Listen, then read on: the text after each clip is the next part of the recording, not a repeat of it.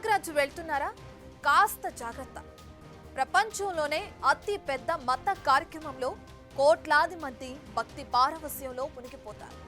అయితే పక్కనే కాలుష్యం కూడా దాగి ఉందనేది గమనించండి. రోజు కోట్లాది భక్తజన సందోహం పవిత్ర స్నానాలు ఆచరిస్తుండటంతో కుంభమేళాలోని కొన్ని ప్రాంతాల్లో నీరు కాలుష్యంతో నిండిపోయింది. మానవ వ్యర్థాలు కూడా కలుస్తుండటంతో నీరు స్నానానికి పనికిరానివిగా మారాయని తాజాగా జాతీయ గ్రీన్ ట్రిబ్యునల్ నివేదిక చెబుతుంది. కుంభకు వెళ్లి తిరిగొస్తున్న వారిలో కొన్ని అనారోగ్యాలు వస్తున్నాయట. ఇంతకీ గ్రీన్ ట్రిబ్యునల్ రిపోర్ట్ చెబుతున్నదేంటి? కుంభలో స్నానం ఆచరించిన వారిలో వచ్చిన అనారోగ్యం ఏంటి?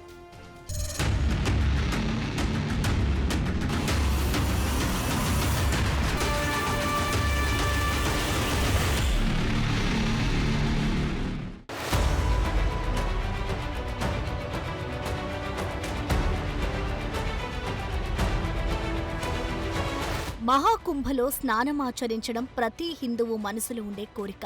ఈ అవకాశం కోసం కోట్లాది మంది భక్తులు ఎదురు చూస్తూ ఉంటారు. 12 ఏళ్లకు ఒకసారి వచ్చే మహాకుంభమేళా ఈ ఏడాది జనవరి 13 నుండి ప్రయాగ్రాజ్ లో ప్రారంభమైంది. ఫిబ్రవరి 26 వరకు కొనసాగే ఈ కుంభమేళా పవిత్ర స్నానాల కార్యక్రమం ఎంతో ప్రతిష్టాత్మకంగా నిర్వహిస్తున్నారు. ప్రపంచంలోనే అతిపెద్ద ఆధ్యాత్మిక కార్యక్రమమైన ఈ మహాకుంభమేళాకు దేశ విదేశాల నుంచి భక్తులు హాజరవుతున్నారు. ఫిబ్రవరి 18 సాయంత్రానికి దాదాపు 53 కోట్ల మందికి పైగా భక్తులు గంగా, యమున, సరస్వతి త్రివేణి సంగమంలో పాల్గొని పుణ్యస్నానాలు ఆచరించినట్లు ఉత్తరప్రదేశ్ ప్రభుత్వం వెల్లడించింది. అయితే ఇప్పటికే మహాకుంభమేళా పవిత్ర స్నానాల కార్యక్రమం చివరి దశకు చేరుకుంది.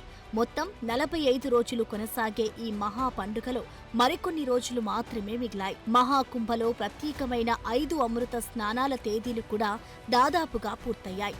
మిగిలినది ఫిబ్రవరి 26న మహాశివరాత్రి రోజున జరగబోయే చివరి అత్యంత పవిత్రమైన అమృత స్నానం. అయితే ఆ రోజు కుంభమేళా భక్తులతో పోటెత్తుతోంది. చివరి రోజు, అందులోనూ మహాశివరాత్రి కావడంతో మహాకుంభమేళాకు భక్తజన సందోహం కోట్లాదిగా తరలివస్తారు. దీనికి ముందు కూడా తక్కువ రోజులే ఉండడంతో ఇప్పటి వరకు వెళ్లని భక్తులంతా ప్రయాగ్రాజ్కు బయలుదేరుతారు. అయితే కాస్త జాగ్రత్త సుమా. భక్తులు పవిత్ర స్నానం చేసే పలు ప్రాంతాలకు సంబంధించి కేంద్ర కాలుష్య నియంత్రణ బోర్డు షాకింగ్ విషయాన్ని వెల్లడించింది.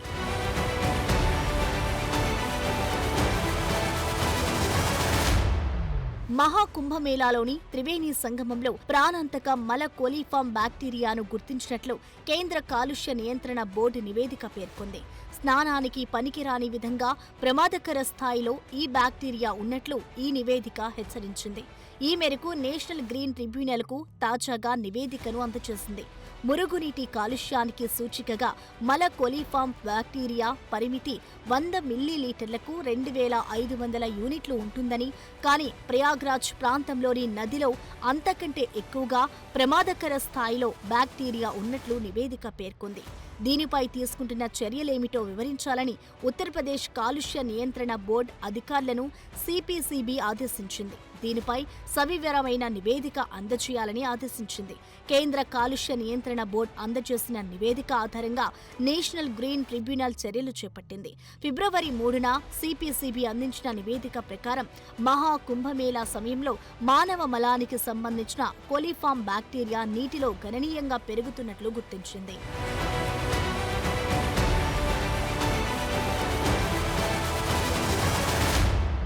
ఇంతకీ ఏంటి ఈ బ్యాక్టీరియా? కొలిఫామ్లు వెచ్చని రక్తాన్ని పీల్చే జంతువులు. ఇది మానవుల ప్రేగులలో జీవించే బ్యాక్టీరియా. ఈ మల కొలిఫామ్ బ్యాక్టీరియా మానవుల, జంతువుల వ్యర్థాలతో సంబంధం కలిగి ఉంటుంది. వాటర్ రీసెర్చ్ సెంటర్ తెలిపిన వివరాల ప్రకారం కొలిఫామ్లు మలస్ట్రెప్టోకోకి అనే బ్యాక్టీరియాలు మురుగునీటి కాలుష్యానికి సూచికలుగా ఉపయోగించే 2 బ్యాక్టీరియా సమూహాలు. అవి అత్యంత హానికరం కానప్పటికీ అవి వ్యాధికారిక బ్యాక్టీరియా, వైరస్ల కారణంగా ఆందోళన కలిగిస్తాయని అమెరికా పర్యావరణ పరిరక్షణ సంస్థ నివేదికలో పేర్కొంది. ఇక నీటిలో ఈ బ్యాక్టీరియాల ఉనికి వ్యాధికారిక సూక్ష్మ జీవులు వృద్ధి చెందడానికి సహకరిస్తాయని నివేదికలు సూచిస్తున్నాయి. ఇవి ప్రధాన ఆరోగ్య ప్రమాదాలను కలిగిస్తాయని అంటున్నారు. అయితే నీటిలో ఇలాంటి అనేక రకాల వ్యాధి కారకాలు ఉన్నాయని గుర్తించి పరీక్షించడం కష్టం. సమయంతో కూడుకున్న పని అని పరిశోధకులు చెబుతున్నారు. కాబట్టి నీరు ప్రముఖంగా కొలిఫామ్లు, మల స్ట్రెప్టోకోకి బ్యాక్టీరియాల కోసం పరీక్షిస్తారు. వీటితో వచ్చే ఆరోగ్య ప్రమాదాలను పక్కన పెడితే మల బ్యాక్టీరియా స్థాయిలు పెరిగినప్పుడు అసహ్యమైన వాసన, ఆక్సిజన్ తగ్గిపోవడం జరుగుతుందని నిపుణులు చెబుతున్నారు.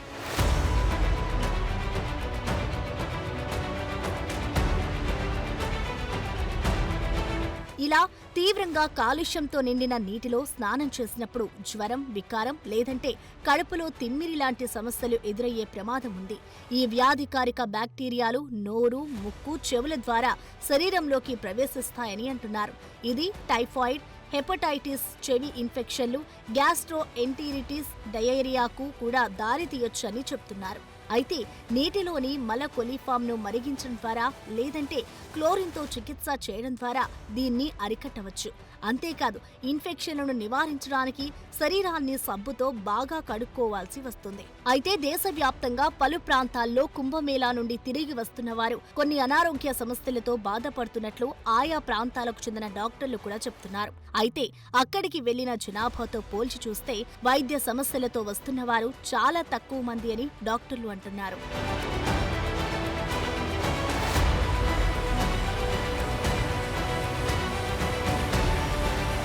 కుంభమేళాలో స్నానం చేసి వచ్చిన కొందరిలో కనిపించిన గ్యాస్ట్రో ఎంటెరిటిస్ వంటి సమస్య స్పష్టంగా నీటిలో స్నానం చేయడం వల్ల జరిగిందని డాక్టర్లు ధృవీకరించినట్లు మీడియా నివేదికలు వెల్లడిస్తున్నాయి. ఈ సమస్య ఉన్నవారిలో లూజ్ మోషన్స్, వాంతుల వంటి అనారోగ్య సమస్యలు వస్తున్నట్లు గుర్తించారు. అలాగే చాలా మందిలో జ్వరం ఉన్నట్లు వైద్యులు చెప్తున్నారు. ఈ జ్వరాలు వైరల్ జ్వరాలుగా వైద్య నిపుణులు పేర్కొన్నారు. అలాగే కుంభ నుండి తిరిగి వస్తున్న చాలా మంది శ్వాసకోశ ఇన్ఫెక్షన్లతో బాధపడుతున్నట్లు తెలుస్తోంది. రద్దీగా ఉండే ప్రదేశాల్లో ఇది ఒక సాధారణ వ్యాధి. చాలా మందిలో ముక్కు కారటం, తుమ్ము, దగ్గు, జలుబు వంటి శ్వాసకోశ ఇన్ఫెక్షన్లు ఉన్నాయి. అంత రద్దీగా ఉండే ప్రదేశానికి వెళ్లి చలిలో స్నానం చేస్తే వచ్చే సమస్య అయినప్పటికీ కాలుష్యం కూడా దీనికి తోడై మరింత ఇబ్బందికరంగా మారుతుందని డాక్టర్లు చెబుతున్నారు.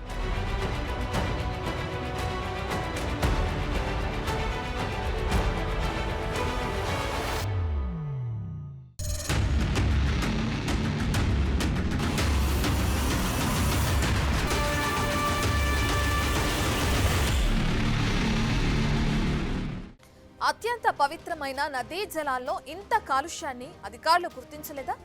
స్వయంగా యోగి అయిన యూపీ సీఎం యోగి ఆదిత్యనాథ్ దీనిపై దృష్టి పెట్టలేదా?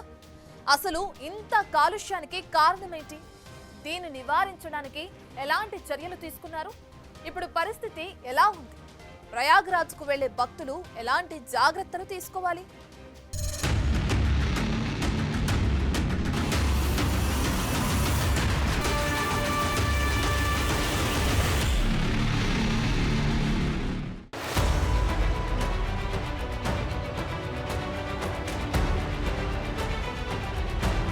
నిజానికి కుంభమేళా ప్రారంభం అవడానికి ముందే అంటే జనవరి 12, 13 తేదీల్లో నదీ జలాలను పరీక్షించిన కేంద్ర కాలుష్య నియంత్రణ బోర్డు అధికారులు ఫిబ్రవరి 3న దీనికి సంబంధించిన నివేదికను అందించారు. అంటే అప్పటికే నీరు కాలుష్యంగా మారింది.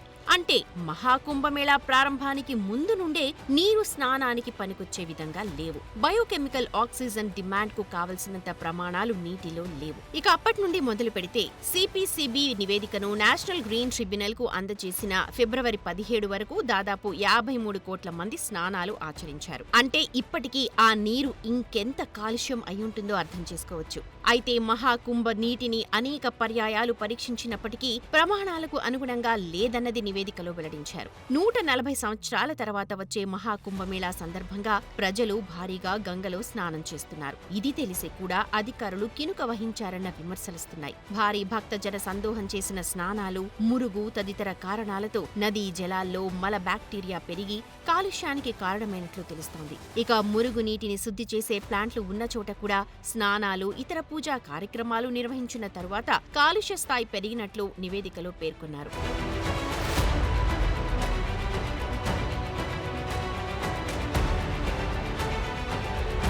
అయితే ఈ నివేదికను కోల్కతా హైకోర్టు మాజీ ప్రధాన న్యాయమూర్తి జస్టిస్ ప్రకాష్ శ్రీవాత్సవ నేతృత్వంలోని ట్రిబ్యునల్ పరిశీలించింది. వర్చువల్ గా తమ ఎదుట హాజరు కావాలని ఉత్తరప్రదేశ్ కాలుష్య నియంత్రణ బోర్డు అధికారులను ఆదేశించింది. గతంలో నిర్దేశించిన విధంగా ఉత్తరప్రదేశ్ పొల్యూషన్ కంట్రోల్ బోర్డు సమగ్ర చర్య తీసుకున్న నివేదికను సమర్పించలేదని, బదులుగా నీటి పరీక్ష ఫలితాలతో కూడిన కవరింగ్ లెటర్ను మాత్రమే అందించిందని ట్రిబ్యునల్ పేర్కొంది. జనవరి 28 నాటి యూపీపీసీబీ ఇన్ఛార్జ్ పంపిన కవరింగ్ లెటర్తో జత చేసిన పత్రాలను సమీక్షించినప్పుడు కూడా కుంభమేళాలోని వివిధ ప్రదేశాల్లో అధిక స్థాయిలో మల కాలిఫామ్ కనుగొన్నట్లు గుర్తించారు. కాగా ప్రయాగ్రాజ్లో గంగా నీటి నాణ్యతకు బాధ్యత వహించే యూపీపీసీబీ సభ్య కార్యదర్శి సంబంధిత రాష్ట్ర అధికారుల్ని తదుపరి వర్చువల్ విచారణకు హాజరు కావాలని ట్రిబ్యునల్ ఆదేశించింది. అయితే కుంభమేళా ప్రారంభం కాకముందే జాతీయ గ్రీన్ ట్రిబ్యునల్ గంగా, యమునా జలాలు స్నానానికి మంచివి కావని హైలైట్ చేయగా, కుంభమేళా నిర్వహణ కమిటీ అధికారులకు కాలుష్య నివారణపై చర్యలు తీసుకోవాలని విజ్ఞప్తి చేసినట్టు తెలుస్తోంది. ముఖ్యంగా పవిత్ర నదీ సంగమంలో సిటీల నుంచి వచ్చే కాలువలను నియంత్రించాలని ఎన్జీటీ ఆదేశాలు జారీ చేసినప్పటికీ దాని అమలు సరిగ్గా చేయలేదన్న విమర్శలున్నాయి. స్నానానికి స్వచ్ఛమైన నీటి సౌకర్యం కల్పించడం లేదని జ్యోతిష్ పీఠం శంకరాచార్య స్వామి అవిముక్తేశ్వరానంద సరస్వతి కూడా మీడియాతో మాట్లాడుతూ ఆరోపించారు.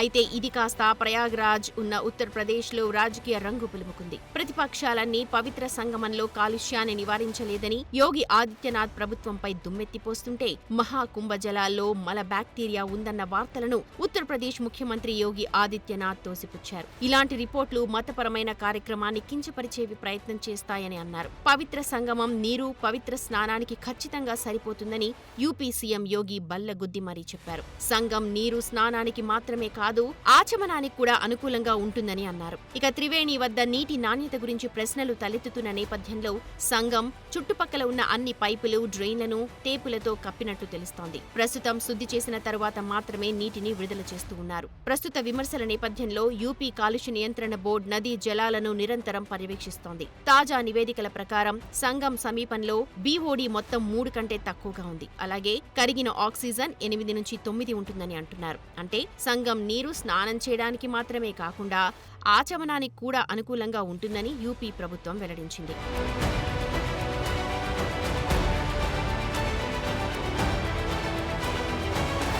నిజానికి నీటి కాలుష్యాన్ని తగ్గించే క్రమంలో అధికారులు నవంబర్ 2024లో చుట్టుపక్కల ఉన్న పారిశ్రామిక కార్యకలాపాలను మూసివేయడం, శుద్ధి చేయని మురుగునీటిని నదుల్లో చేరకుండా మళ్లించడం లాంటి అనేక కార్యక్రమాలను ప్రారంభించినట్లు తెలుస్తోంది. మహాకుంభమేళా సందర్భంగా 23 జిల్లాల్లోని పరిశ్రమలను తాత్కాలికంగా కార్యకలాపాలను నిలిపివేయాలని ఆదేశించారు. అలాగే ఉపయోగంలో లేని 34 మురుగునీటి కాలువలను తాత్కాలికంగా మురుగునీటి శుద్ధి కర్మాగారాలకు మళ్లించారు. యూపీపీసీబీ ప్రకారం జనవరి 7 నాటికి నీటి నాణ్యత స్నానం చేయడానికి సురక్షితమైన పరిమితుల్లోనే ఉందని అంటున్నారు.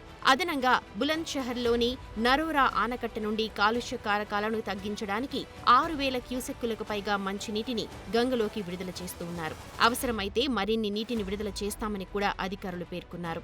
ఇక ప్రస్తుత ఆందోళనల మధ్య గంగా, యమునా నదుల నుండి తేలియాడే వ్యర్థాలను తొలగించడానికి ప్రయాగ్రాజ్ మున్సిపల్ కార్పొరేషన్ చెత్త స్కిమ్మర్ యంత్రాలను మోహరించింది. ప్రతిరోజు ఈ యంత్రాలు ప్లాస్టిక్, పూల నైవేద్యాలు, కొబ్బరికాయలు, విస్మరించిన వస్తువులతో సహా 10 నుండి 15 టన్నుల వ్యర్థాలను వెలికితీస్తాయి. ప్రారంభంలో ఒకే యంత్రాన్ని ఉపయోగించినప్పటికీ ఇటీవల 2వ దాన్ని కొనుగోలు చేసినట్టు తెలుస్తోంది. ఇక సంగం నుండి బోట్ క్లబ్ వరకు 4 కిలోమీటర్ల విస్తీర్ణంలో స్కిమ్మర్లు పనిచేస్తూ ఉన్నాయి.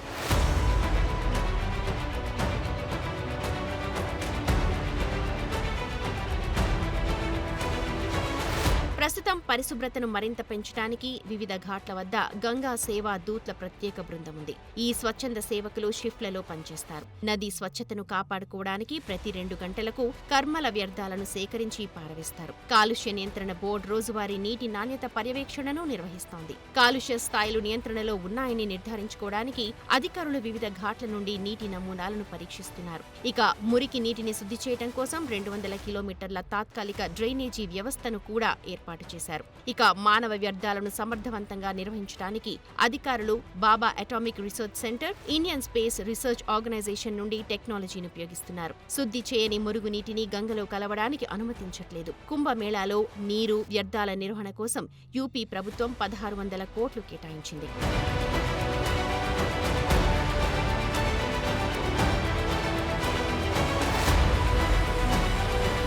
ప్రస్తుతం నీటి నాణ్యతపై సందేహాలు ఉన్నప్పటికీ మహాకుంభమేళా అదనపు జిల్లా మెజిస్ట్రేట్ వివేక్ చతుర్వేది మాత్రం నదీ స్నానాలకు జలాలు సురక్షితంగా ఉన్నాయని హామీ ఇచ్చారు. కాలుష్య నియంత్రణ బోర్డు బృందం వివిధ ఘాట్లలో రోజువారీ నమూనా పరీక్షలను నిర్వహిస్తోందని, అన్ని స్థాయిలు నియంత్రణలో ఉన్నాయని తెలిపారు. ఇక నదిలోకి ప్రవేశించే పూజా వ్యర్థాలు, పువ్వులు, కొబ్బరికాయలు, ఇతర ఆచార నైవేద్యాలను ప్రతి 2 గంటలకొకసారి తొలగించడానికి యంత్రాలను మోహరించినట్లు తెలుస్తోంది.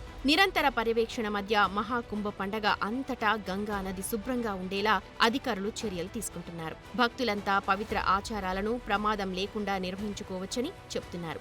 అయితే భక్తులు కూడా నదీ జలాలు ప్రవహించే చోట మాత్రమే స్నానం ఆచరిస్తే మంచిదని నిపుణులు సూచిస్తున్నారు.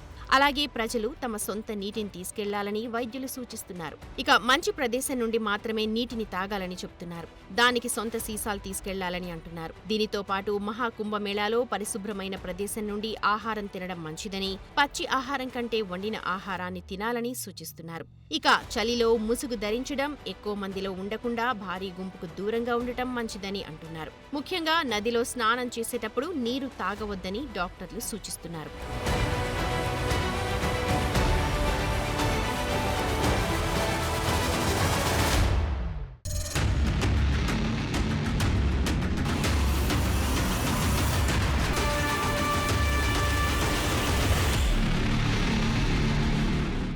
జీవితంలో ఒక్కసారైనా మహాకుంభమేళాకు వెళ్లాలని ఎంతో మంది అనుకుంటారు. అక్కడ చేసేది భౌతిక స్నానమే అయినప్పటికీ అదిచ్చే ఆత్మీయ, దైవిక బలం చాలా గొప్పది. అందుకే కోట్లాది మంది పోటెత్తుతున్నారు. అలాంటి చోట ఆరోగ్యకరమైన వాతావరణం అందించడం ప్రభుత్వ బాధ్యత. ఇక ఈ అనుభవంతో రాబోయే మత కార్యక్రమాల్లో ఎలాంటి పొరపాట్లు జరగకూడదని అందరూ డిమాండ్ చేస్తున్నారు. For more videos like this, subscribe Big TV channel.